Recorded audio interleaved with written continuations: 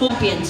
To lead this, I now invite Mr. Satish, hard work of those who have excelled at the district and state level achievers in department sports. ಚಟುವಟಿಕೆಗಳೇ ಇದುವರೆಗೂ ನೋಡಿದ್ದೀರಿ ನೀವು. So ಅದನ್ನು ಮತ್ತೆ ಪುನಃ ಹೇಳಬೇಕಾಗಿಲ್ಲ ಅಂತ ಅನಿಸ್ತದೆ ನನಗೆ.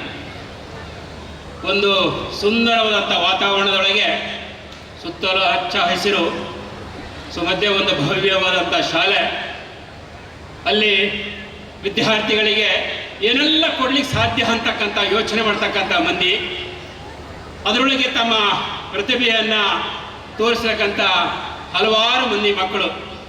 ಸೊ ಇವರುಗಳ ಮುಂದೆ ನಾವು ನಿಂತ್ಕೊಂಡಿದ್ದೇವೆ ಇವತ್ತು. ಇಲ್ಲಿ ಒಬ್ಬ ಮನುಷ್ಯ ಒಂದು ಕನಸು ಕಂಡ್ರೆ, ಒಂದು ವಿಷನ್ ಇತ್ತು ಅಂತ ಹೇಳಿದ್ರೆ, ಸೊ ಆ ಶಾಲೆಯನ್ನು ಎಷ್ಟು ಮಟ್ಟಿಗೆ ಬೆಳೆಸಲಿಕ್ಕೆ ಸಾಧ್ಯ, ಆ ಮಕ್ಕಳಿಗೆ ಎಷ್ಟು ಮಟ್ಟಿಗೆ ನ್ಯಾಯ ಕೊಡ್ಲಿಕ್ಕೆ ಸಾಧ್ಯ ಅಂತಕ್ಕಂಥದನ್ನ ಇಲ್ಲಿ ನೋಡ್ಬೋದು ಅಂತ ಅನಿಸ್ತದೆ. ಅದಕ್ಕೊಬ್ಬರು ಬೆಂಬಲ ಇರ್ತಾರೆ, ಪುಣ್ಯಾತ್ಮ ಶ್ರೀಯುತ ಡಾಕ್ಟರ್ ರಮೇಶ್ ಶೆಟ್ಟಿ ಅವರು.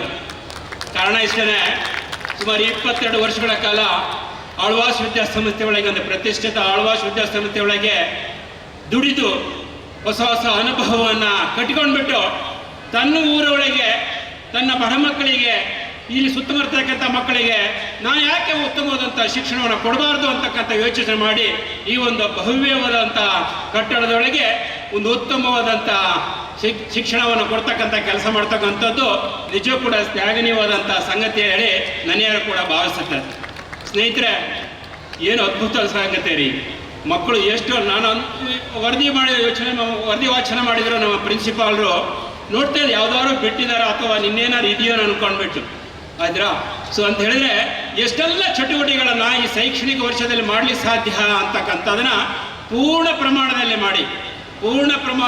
ಮಾಡಿ ಸೊ ಮಕ್ಕಳ ಏಳಿಗೆಗೆ, ಅವರ ಪ್ರತಿಭಾ ಅನಾವರಣಕ್ಕೆ ಎಲ್ಲ ಥರದ ಅನುವನ್ನು ಮಾಡಿಕೊಟ್ಟಿರ್ತಕ್ಕಂಥದ್ದು ನಿಜಕ್ಕೂ ಗ್ರೇಟಿ. ಅದು ಪಠ್ಯ ಆಗಿರ್ಬೋದು, ಸಹಪಠ್ಯ ಆಗಿರ್ಬೋದು, ಅದು ಕ್ರೀಡೆ ಆಗಿರ್ಬೋದು, ಸಾಂಸ್ಕೃತಿಕ ಆಗಿರ್ಬೋದು, ಇದರ ಎಲ್ಲ ಕ್ಷೇತ್ರದಲ್ಲೂ ಕೂಡ ಮಕ್ಕಳು ಇವತ್ತು ಮಿಂಚತಕ್ಕಂಥದ್ದನ್ನು ನೋಡ್ತಾ ಇದ್ದೀವಿ. ಎಷ್ಟು ಮಕ್ಕಳು ಪ್ರೈಸ್ ತಗೊಂಡ್ರಿ, ಅದೇ ತಂದೆ ತಾಯಿಗಳು, ಅವ್ರ ಪೋಷಕರು ಬಹಳ ಖುಷಿ ಪಟ್ಟಿರಬೇಕು.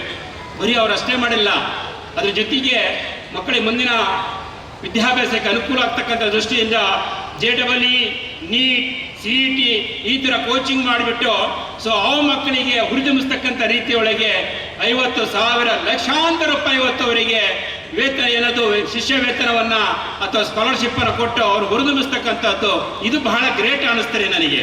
ಯಾಕೆಂತ ಹೇಳಿದ್ರೆ ಇವತ್ತಿನ ಮಂದಿ ರೊಕ್ಕ ಮಾಡೋದು ಹೇಗೆ ಅಂತಕ್ಕಂಥ ಯೋಚನೆ ಮಾಡ್ತಾರೆ. ತಾನು ಹಾಕಿರ್ತಕ್ಕಂಥ ಬಂಡವಾಳ ಹೇಗೆ ಅದು ದುಪ್ಪಟ್ಟು ಆಗಬೇಕು, ದುಗುಣ ಆಗಬೇಕು ಅಂತಕ್ಕಂಥ ಯೋಚನೆ ಮಾಡ್ತಕ್ಕಂಥ ದಿನದೊಳಗೆ ಸೊ ನಾನು ಆ ಮಕ್ಕಳನ್ನ ಹೇಗೆ ಬೆಳೆಸಲಿಕ್ಕೆ ಸಾಧ್ಯ, ಅವರು ಎಜುಕೇಷನ್ ಎಕ್ಸಲೆನ್ಸ್ ಹೇಗೆ ಮಾಡ್ಲಿಕ್ಕೆ ಸಾಧ್ಯ ಅಂತಕ್ಕಂಥ ಯೋಚನೆ ಮಾಡಿ ಶ್ರೀಯುತ ರಮೇಶ್ ಶೆಟ್ಟಿ ಅವರು ಎಲ್ಲ ಥರದ ಅವಕಾಶಗಳನ್ನು ಕಲ್ಪಿಸಿಕೊಟ್ಟಿರ್ತಕ್ಕಂಥದ್ದು, ಆ ಮಕ್ಕಳ ಭವಿಷ್ಯವನ್ನು ಉಜ್ವಲಗೊಳಿಸಲಿಕ್ಕೆ ಮಾಡಿರ್ತಕ್ಕಂಥದ್ದು ನಿಜವೂ ಕೂಡ ಗ್ರೇಟ್ ಅನ್ನಿಸ್ತಾರೆ ನನಗೆ. ವಿಷಯ ಪುಣ್ಯಾತ್ಮರು, ಶಿಕ್ಷಕರು ಇಲ್ಲಿ ಚೆನ್ನಾಗಿ ದುಡಿತಿದ್ದಾರೆ ಆಯ್ತಾ, ಪೋಷಕರು ತಮ್ಮ ಮಕ್ಕಳನ್ನ ಇಲ್ಲಿ ಈ ಸಂಸ್ಥೆ ಮೇಲೆ ಭರವಸೆ ಇಟ್ಟು ಕಳಿಸಿದ್ದಾರೆ. ಸೊ ಮಕ್ಕಳ ಪ್ರತಿಭೆ ಅನಾವರಣಗೊಳ್ತಾ ಇದೆ. ಹೊರಗಿಂದ ಮುನ್ನ ನೋಡಿದ್ವಿ ಕೆಲವೊಂದು ಡ್ಯಾನ್ಸ್ಗಳನ್ನು, ಏನು ಅದ್ಭುತವಾಗಿ ಮಾಡಿದ್ರಿ ಅಂತ ಹೇಳಿದ್ರೆ, ಸೊ ನಮ್ಮ ಮಕ್ಕಳಲ್ಲೂ ಕೂಡ ಎಂಥ ಒಂದು ತಾಕತ್ತಿದೆ, ಎಂಥ ಒಂದು ಪ್ರತಿಭೆ ಇದೆ ಅಂತಕ್ಕಂಥ ಗೊತ್ತಾಯ್ತು. ಅಂತ ಹೇಳಿದ್ರೆ ನಾವು ಮಾಡ್ಬೇಕಾಗಿದೆ ಇಷ್ಟೇ, ಆ ಪ್ರತಿಭೆಯನ್ನು ಪುರಸ್ಕರಿಸ್ತಕ್ಕಂಥ, ಹುರಿದುಂಬಿಸ್ತಕ್ಕಂಥ, ಅದಕ್ಕೆ ಉತ್ತಮವಾದಂಥ ವೇದಿಕೆಯನ್ನು ಕೊಟ್ಟಿದ್ದೆ. ಅದಲ್ಲಿ ಬಹುಶಃ ಯಾವ ಮಕ್ಕಳು ಹಿಂದುಳಿಲಿಕ್ಕೆ ಸಾಧ್ಯ ಇಲ್ಲರಿ, ಯಾವ ಮಕ್ಕಳು ಕೂಡ ಹಿಂದುಳಿಲಿಕ್ಕೆ ಸಾಧ್ಯ ಇಲ್ಲ. ಜೊತೆಗೆ ಇನ್ನೊಂದು ಮಜಾ ಅಂತ ಹೇಳಿದ್ರೆ, ಇಲ್ಲಿ ಕೆಲವು ಪೇರೆಂಟ್ಸು ಕೂಡ ಬಂದ್ಬಿಟ್ಟು ಅವ್ರ ಮಕ್ಕಳ ಪರವಾಗಿ ಬಹುಮಾನವನ್ನು, ಕ್ಯಾಶ್ ಅವಾರ್ಡನ್ನು ತೆಗೆದುಕೊಂಡ್ರು. ಏನು ಅದೃಷ್ಟವಂತರಿ, ನಾವು ಮಾಡ್ಬೇಕಾಗಿದೆ ಇದೆ ರೀ ಅಂತ ಹೇಳಿದ್ರೆ, ಇದಕ್ಕಿಂತ ಮಕ್ಕಳು ನಿಮ್ಮ ಗೌರವವನ್ನು ಹೆಸ್ತಕ್ಕಂಥ ಕೆಲಸ ಮಾಡ್ತಾರಲ್ಲ, ನಿಮ್ಮ ಹೆಸರನ್ನು ಉಳಿಸ್ತಕ್ಕಂಥ ಕೆಲಸ ಮಾಡ್ತಾರಲ್ಲ, ಸೊ ಅದು ನಿಜವಾಗಿ ನಮ್ಮ ಮಕ್ಕಳಿಗೆ ಕೊಡ್ತಕ್ಕಂಥದ್ದು. ಯಾಕೆ ಹೇಳ್ತೀನಿ ಅಂತ ಹೇಳಿದ್ರೆ, ಬಹಳ ಜನ ಪೇರೆಂಟ್ಸನ್ನು ನೋಡ್ತಾ ಇರ್ತೀವಿ ನಾವು, ದುಡಿಮೆಲೆ ಮುಳುಗಿ ಹೋಗಿರ್ತಾರೆ. ದುಡಿಮೆಲೆ ಮಕ್ಕಳ ಬಗ್ಗೆ ಚಿಂತೆ ಇಲ್ಲ ಅವ್ರು. ಯಾರೋ ಸುಮ್ಮನೆ ನಾನು ಭಾಳ ಶಾಲೆಗಳಿಗೆ ಹೋಗ್ತೇನೆ, ಅವ್ರ ಮನೆಗಳಿಗೆ ಹೋಗ್ತೇನೆ ಕೇಳಿದಾಗ ಬಹಳ ಜನ ಅವ್ರ ಮಕ್ಕಳು ಯಾವ ಶಾಲೆಗೆ ಓದ್ತಾರನೇ ಗೊತ್ತಿಲ್ಲ ಆಯ್ತಾ. ಇವ್ರು ಎದ್ರು ಕೆಲಸಕ್ಕೆ ಹೊರಟ್ರು, ಅವನೊತ್ರಿಗೆ ಹೋದ. ಸೊ ಈ ಥರದಿರ್ತಕ್ಕಂಥ ದಿನಮಾನ ಒಳಗೆ ಸೊ ಮಕ್ಕಳಿಗೆ ಉತ್ತಮವಾದಂಥ ಶಿಕ್ಷಣ ಕೊಡಬೇಕು, ಅವ್ರಿಗೆ ಸಮಾಜದೊಳಗೆ ಗಟ್ಟಿಯಾಗಿ ನಿಲ್ಲಬೇಕು ಅಂತಕ್ಕಂಥ ಪಣ ಹೊತ್ತು ಬಹಳಷ್ಟು ನಮ್ಮ ತಾಯಿಯಂದರು ಪೋಷಕರು ತಾವು ದುಡಿದು ಆ ಮಕ್ಕಳಿಗೆ ಉತ್ತಮವಾದಂಥ ಶಿಕ್ಷಣ ಕೊಟ್ಟಾಗ ಸೊ ಏನಾಗ್ತದೆ ಅಂತಂದ್ರೆ ಇವರೇ ನಿಜವಾದ ಆಸ್ತಿ ಆಗ್ತಾರೆ. ನೀವು ಮಾಡಿರ್ತಕ್ಕಂಥದ್ದು ಆಸ್ತಿ ನಿಜವಾದ ಆಸ್ತಿ ಅಲ್ಲ. ಸೊ ಮಕ್ಕಳಿಗೆ ಉತ್ತಮ ವಿದ್ಯಾವಂತರನ್ನ ಮಾಡಿ ಶಿಕ್ಷಣ ನೀಡಿ ಈ ಸಮಾಜದೊಳಗೆ ಸುಸಂಸ್ಕೃತ ವ್ಯಕ್ತಿಯನ್ನಾಗಿ ವಿನಯವಂತರಾಗಿ ಸಭ್ಯರನ್ನಾಗಿ ಮಾಡಿ ಕೊಡ್ತಿರಲ್ಲ, ಅವಾಗ ನಿಮ್ಮ ಹೆಸರು ಉಳಿಸ್ತಾರೆ, ನಿಮ್ಮ ಆಸ್ತಿನೂ ಉಳಿಸ್ತಾರೆ. ಸೊ ಈ ದೇಶ ಕೂಡ ಕೀರ್ತಿ ಇರ್ತಕ್ಕಂಥ ಮಕ್ಕಳು ಆಗ್ತಾರಲ್ಲ. ಸೊ ಅದು ಸಮಯ ಅಲ್ಲ. ನೀವೆಲ್ಲರೂ ನಿಮ್ಮ ಮಕ್ಕಳ ಕಾರ್ಯಕ್ರಮಗಳನ್ನ ವೀಕ್ಷಿಸಲಿಕ್ಕೆ ಬಂದಿದ್ದೀರಿ. ನಾನು ಕೂಡ ಜಾಸ್ತಿ ಸಮಯನ ತೆಗೆದುಕೊಳ್ಳುವುದಿಲ್ಲ. ದೂರದ ಊರುಗಳಿಂದ, ಬೇರೆ ಬೇರೆ ಜಿಲ್ಲೆಗಳಿಂದ, ಸುಮಾರು 600-700 ಕಿಲೋಮೀಟರ್ ದೂರದಿಂದ ಈ ಒಂದು ಕಾರ್ಯಕ್ರಮದಲ್ಲಿ ಪೋಷಕರು ನೀವು ಹಾಜರಿದ್ದೀರಿ. ನಿಮ್ಮ ಸಮಯದ ಬೆಲೆ ನಮಗೆ ಗೊತ್ತಿದೆ. ನೀವು ನಿಮ್ಮ ಮಕ್ಕಳ ಕಾರ್ಯಕ್ರಮವನ್ನು ವೀಕ್ಷಿಸಲಿಕ್ಕೆ ಬಂದಿದ್ದೀರಿ. ನಿಮ್ಗೆಲ್ರಿಗೂ ಕೂಡ ನಮ್ಮ ಸಂಸ್ಥೆ ಯಾವಾಗಲೂ ಆಭಾರಿಯಾಗಿದೆ ಅನ್ನೋ ಮಾತುಗಳನ್ನು ಹೇಳ್ತಾ, ನೀವು ಈ ಕಾರ್ಯಕ್ರಮವನ್ನು ವೀಕ್ಷಿಸಿ ಮನೆಗೆ ಹೋಗುವ ಸಂದರ್ಭದಲ್ಲಿ ಬಹಳ ಜಾಗರೂಕರಾಗಿ ಹೋಗಬೇಕು ಅನ್ನುವ ಮಾತುಗಳನ್ನು ಹೇಳ್ತಾ, ಸುಜ್ಞಾನ್ ಎಜುಕೇಶನ್ ಟ್ರಸ್ಟ್ನ ಮೇಲೆ, ವಿದ್ಯಾರಣ್ಯ ಆಂಗ್ಲ ಮಾಧ್ಯಮ ಶಾಲೆಯ ಮೇಲೆ ನನ್ನೆಲ್ಲ ಪ್ರೀತಿಯ ಪೋಷಕರು ಯಾವತ್ತೂ ಕೂಡ ಒಂದು ಒಳ್ಳೆ ವಿಶ್ವಾಸವನ್ನು ಇಟ್ಟಿದ್ದೀರಿ. ನಾವು ಯಾವುದೇ ಕಾರ್ಯಕ್ರಮಗಳನ್ನು ಹಮ್ಮಿಕೊಂಡ್ರೆ, ಯಾವುದೇ ಒಂದು ಒಳ್ಳೆಯ ಕೆಲಸಕ್ಕೆ ಕೈ ಹಾಕಿದ್ರೆ ಸದಾ ನಮಗೆ ಬೆನ್ನೆಲುಬಾಗಿ ನೀವು ನಿಲ್ತೀರಿ. ನಿಮ್ಗೆಲ್ರಿಗೂ ನಾವು ಅಭಾರಿಯಾಗಿದ್ದೇವೆ, ನಿಮ್ಮ ಪ್ರೀತಿಗೆ ನಾವು ಅಭಾರಿಯಾಗಿದ್ದೇವೆ ಅಂತ ಹೇಳ್ತಾ, ಈ ಒಂದು ಭವ್ಯವಾದ ಕಾರ್ಯಕ್ರಮಗಳ ಬಗ್ಗೆ ಎಲ್ಲ ಮುಖ್ಯ ಅತಿಥಿಗಳು ಮಾತನಾಡಿದ್ದಾರೆ. ಈ ಕಾರ್ಯಕ್ರಮದ ಹಿಂದೆ ನಮ್ಮ ಎಜುಕೇಶನ್ ಟ್ರಸ್ಟ್ನ ಅಧ್ಯಕ್ಷರು, ಕಾರ್ಯದರ್ಶಿಗಳು ನಾವೆಲ್ಲರೂ ಇದ್ರೆ ಇದಕ್ಕೆ ಹಗಲಿರುಳು ದುಡಿದಿರುವಂತ ನನ್ನೆಲ್ಲ ಪ್ರೀತಿಯ ಬೋಧಕೇತರ ಸಿಬ್ಬಂದಿ ವರ್ಗದವರಿಗೆ ನಿಮ್ಮೆಲ್ಲರ ಒಂದು ಚಪ್ಪಾಳೆ ಸಿಕ್ಕಿದ್ರೆ ಅವರ ಮನಸ್ಸು ಸಂತೋಷಗೊಳ್ಳುತ್ತೆ ಅಂತ ಹೇಳ್ತಾ, ನನ್ನ ಎಲ್ಲ ಪೋಷಕರಿಗೆ, ವಿದ್ಯಾರ್ಥಿಗಳಿಗೆ ನಮ್ಮ ಸಂಸ್ಥೆಯ ವತಿಯಿಂದ ಒಂದು ಫುಡ್ ಕಿಟ್ ಅನ್ನ ವ್ಯವಸ್ಥೆ ಮಾಡಿದ್ದೇವೆ. ತಾವು ಕುಳಿತುಕೊಳ್ಳುವ ಪ್ರದೇಶಕ್ಕೆ ಈಗಾಗಲೇ ಬರ್ತಾ ಇದೆ. ಅದರಲ್ಲಿ ಒಂದು ಒಳ್ಳೆ ವೆಜ್ ಬಿರಿಯಾನಿ ಇದೆ, ನೀರ್ ಬಾಟಲ್ ಇದೆ, ಜ್ಯೂಸ್ ಬಾಟಲ್ ಇದೆ, ಸ್ವೀಟ್ ಇದೆ, ಟಿಶ್ಯೂ ಇದೆ, ಸ್ಪೂನ್ ಇದೆ. ಸೊ ಹಾಗಾಗಿ ಯಾರೂ ಕೂಡ ಕಾರ್ಯಕ್ರಮದ ಮಧ್ಯದಲ್ಲಿ ಎದ್ದು ಊಟದ ವ್ಯವಸ್ಥೆ ಏನು ಅನ್ನೋದನ್ನ ಆಲೋಚನೆ ಮಾಡುವ ಅವಶ್ಯಕತೆನೇ ಇಲ್ಲ. ನೀವು ಕುಳಿತಿರುವ ಕಡೆಗಳಿಗೆ ನಮ್ಮ ವ್ಯವಸ್ಥೆ ಬರುತ್ತೆ. ನೀವು ಶಾಂತಚಿತ್ತರಾಗಿ ಕಾರ್ಯಕ್ರಮವನ್ನು ವೀಕ್ಷಿಸಿ ನಮ್ಮೆಲ್ಲ ಮಕ್ಕಳಿಗೆ ಪ್ರೋತ್ಸಾಹವನ್ನು ನೀಡಬೇಕು ಅನ್ನೋದನ್ನ ಕೇಳಿಕೊಳ್ತಾ ಇದ್ದೇನೆ. ಅದೇ ರೀತಿ ನಮ್ಮ ಒಂದು ಈ ಆಹ್ವಾನವನ್ನು ಮನ್ನಿಸಿ ಅನೇಕ ಊರಿನ ಗಣ್ಯರು ಈ ಕಾರ್ಯಕ್ರಮದಲ್ಲಿ ಹಾಜರಿದ್ದೀರಿ, ಮೀಡಿಯಾ ಬಂಧುಗಳು ಹಾಜರಿದ್ದೀರಿ. ನೀವೆಲ್ಲರೂ ಕೂಡ ನಮ್ಮ ಸಂಸ್ಥೆಯ ಹಿತೈಷಿಗಳು. ನಿಮ್ಮೆಲ್ಲರನ್ನೂ ಕೂಡ ಇನ್ನೊಮ್ಮೆ ಸ್ಮರಿಸಿಕೊಳ್ತಾ, ಈ ಒಂದು ಸುಂದರ ಕಾರ್ಯಕ್ರಮಕ್ಕೆ ಹಾಜರಿರುವ ನನ್ನೆಲ್ಲ ಪ್ರೀತಿಯ ಪೋಷಕರಿಗೆ ಇನ್ನೊಮ್ಮೆ ನಾವು ಕೃತಜ್ಞರಾಗಿದ್ದೇವೆ ಅನ್ನುವ ಮಾತುಗಳನ್ನು ಹೇಳ್ತಾ ನನ್ನ ಮಾತನ್ನು ಮುಗಿಸ್ತಾ ಇದ್ದೇನೆ. Thank you. ನಮ್ಮ ಮುಂದೆ ನಿಂತು ಮಾತಾಡ್ತಾ ಇದ್ದೇನೆ.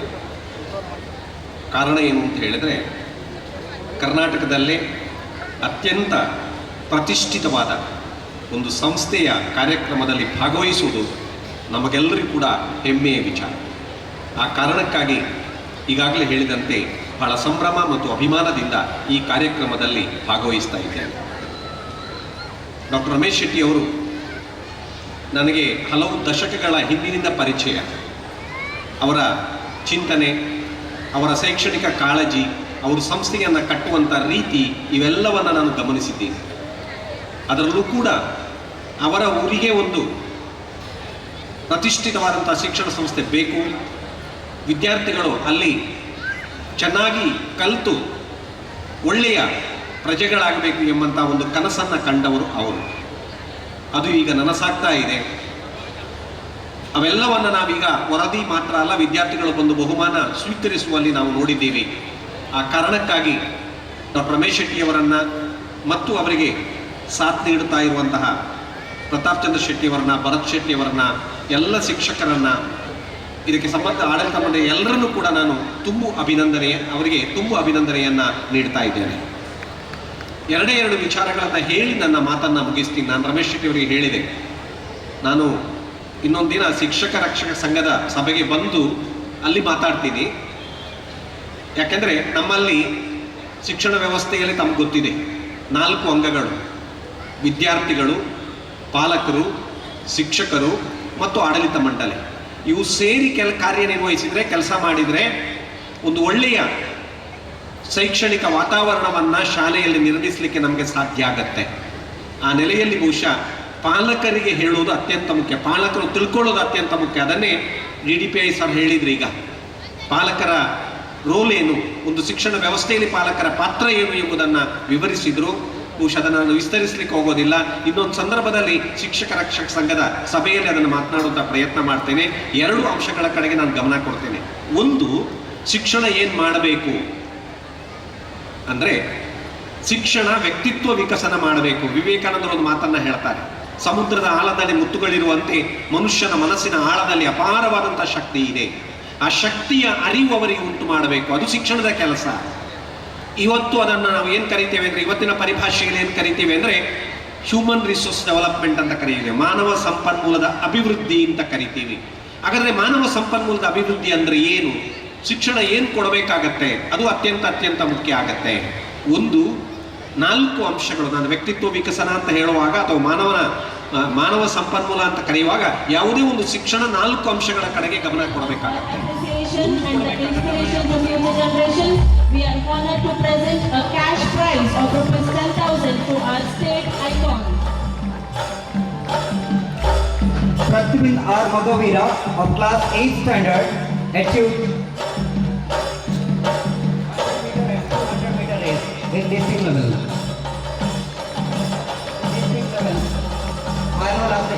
District level athletic meet.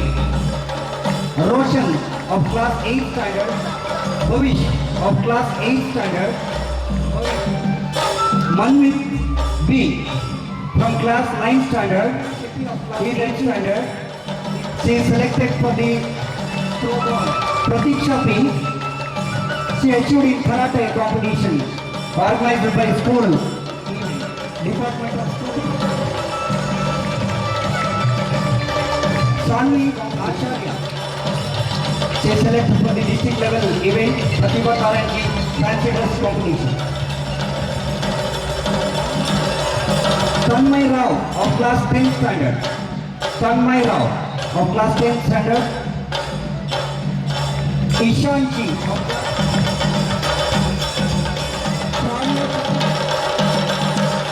primary girls section. The 2 members under 14 girls section. Kumari Panchami Pishini of class 7.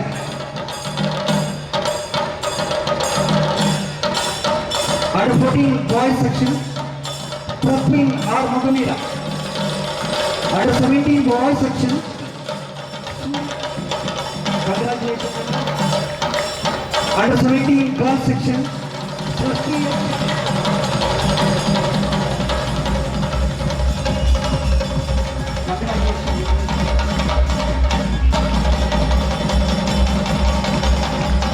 ಮಕ್ಕಳಿಗೆ ಆಶೀರ್ವಾದ.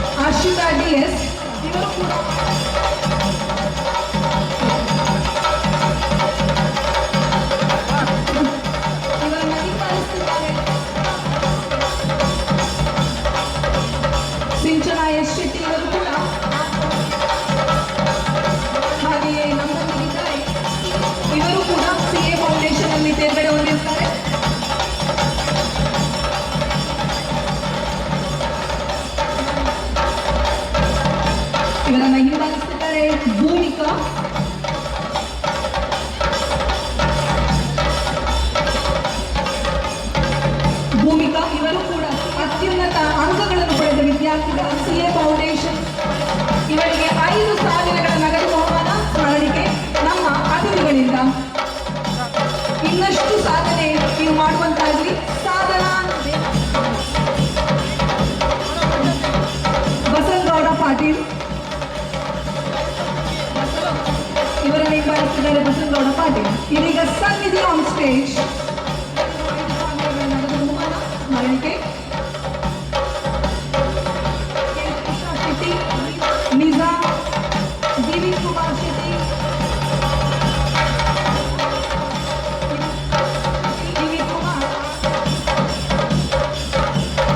ಸೃಜನ್ಶೀಲ್ G Shetty DDPI Udupi has been ಹಾಗೂ ಸ್ಮರಣಿಕೆ